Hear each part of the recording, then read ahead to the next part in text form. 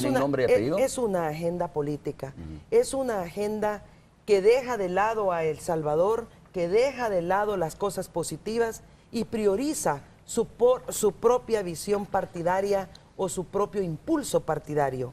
Eso es lo que no puede ser, porque si tanto dicen que ha habido confusión, de ninguna manera, que les quede muy claro.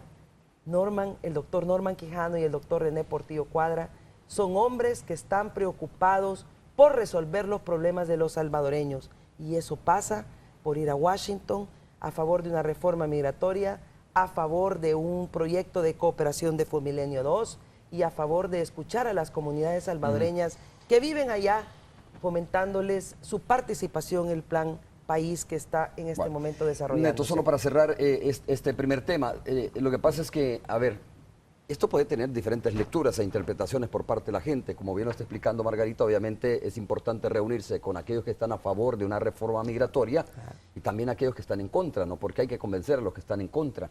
Pero esta fundación, entiendo, nació precisamente para, de alguna manera, oponerse a una reforma migratoria. Nunca ha estado a favor de una reforma migratoria en favor de los inmigrantes. Entonces, como lo interpretaríamos cualquiera, te estás reuniendo con el enemigo, insisto, a lo mejor la visión que tienen ustedes es desde otro punto de vista y no es el enemigo, o si es el enemigo, es el que hay que convencer a que ya no esté boicoteando una reforma migratoria. O sea, es el mensaje que la gente lee realmente en esta visita. No, Romeo, la Heritage Foundation es una fundación que tiene muchísimos años de existir y una de las más influyentes de las fundaciones conservadoras en Estados Unidos, con una gran influencia sobre el Partido Republicano y sobre el acontecer político en Washington.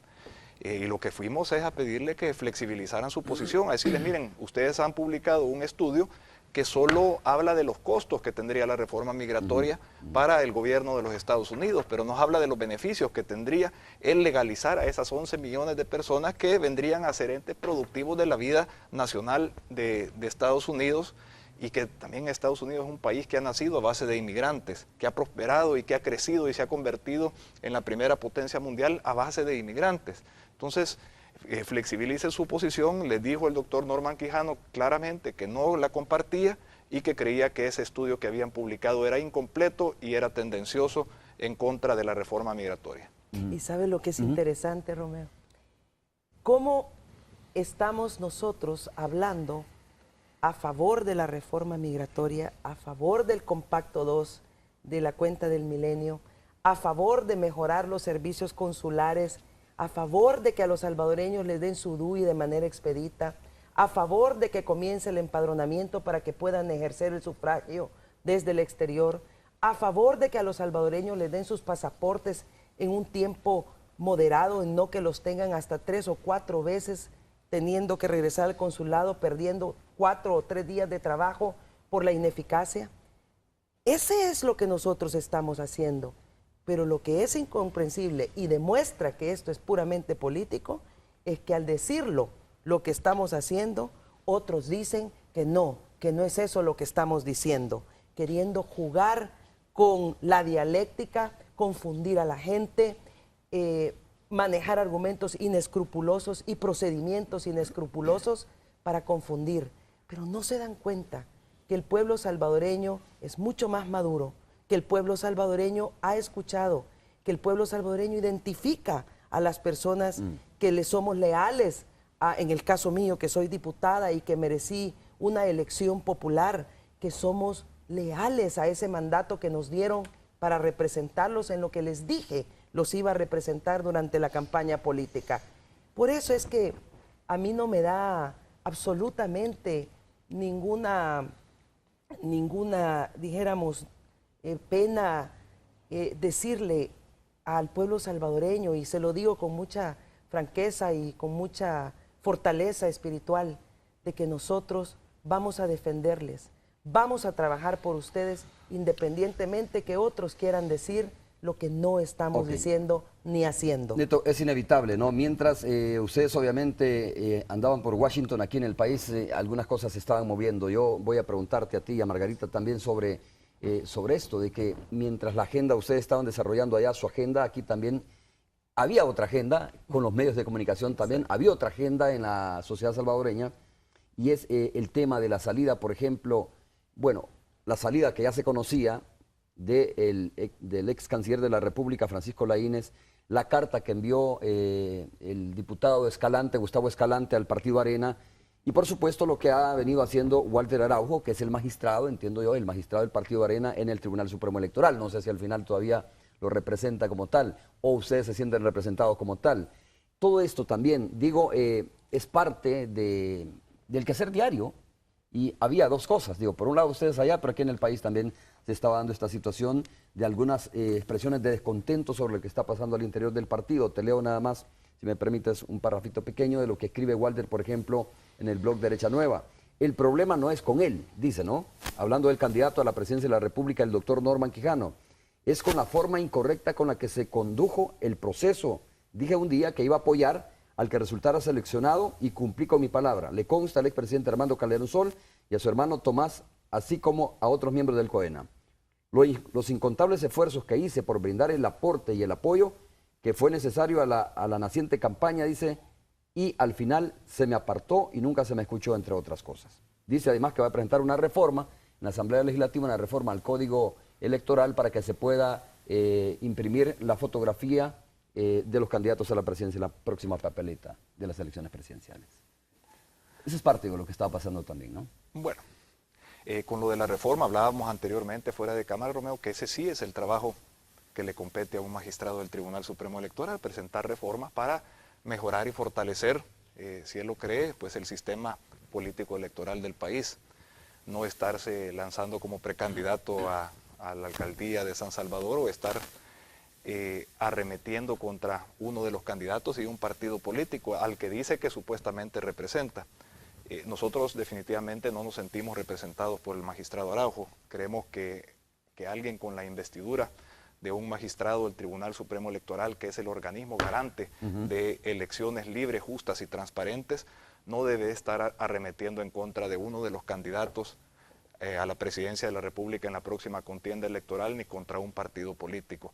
No debe convertirse en un activista político de otro candidato, y eso va en ¿Ustedes creen que es activista político de otro candidato realmente, Walter Araujo? Bueno, ¿O está fungiendo como tal? Cada quien puede formar sus propias conclusiones en base a la conducta que él ha manifestado a través de las redes sociales, su blog y las cosas que él viene a decir.